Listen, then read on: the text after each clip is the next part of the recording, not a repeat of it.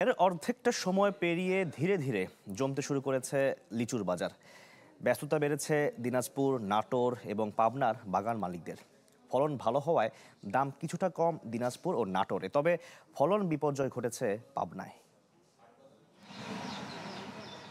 মধুমাস জ্যৈষ্ঠে বাগান থেকে বাজারে ছড়াচ্ছে লিচুর মিষ্টি ঘ্রাণ। লিচুর জন্য বিখ্যাত শহরগুলোতে জমে উঠেছে এই ফলের বাজার। মিষ্টি ও পোকামুক্ত নাটোরের লিচু। আবহাওয়া ভালো থাকায় চলতি বছর নাটোরে ৯০০ হেক্টর জমিতে ৭,০০০ মেট্রিক টন লিচুর ফলন হয়েছে। বাম্পার ফলনে ক্রেতা বিক্রেতার হাঁকে ডাকে মুখর বাজারগুলো।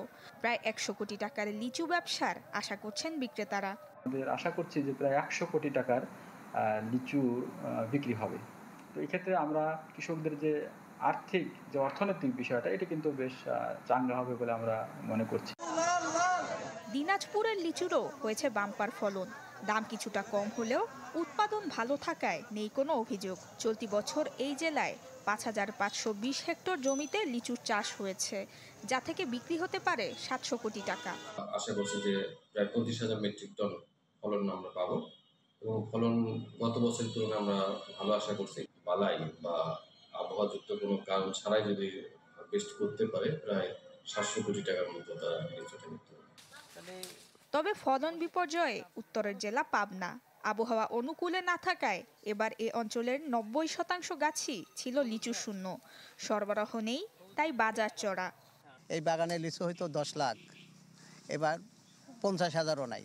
দাম ভালো কিন্তু ফলন নাই, গাছে ধরি নাই। কারণ হচ্ছে লিচু আমদানি কম, চাহিদা বেশি, নিবার লোক বেশি, কিনার লোক বেশি। চলতি বছর পাবনা জেলায় ৪,৭২১ হেক্টর জমিতে লিচু চাষ হয়েছে।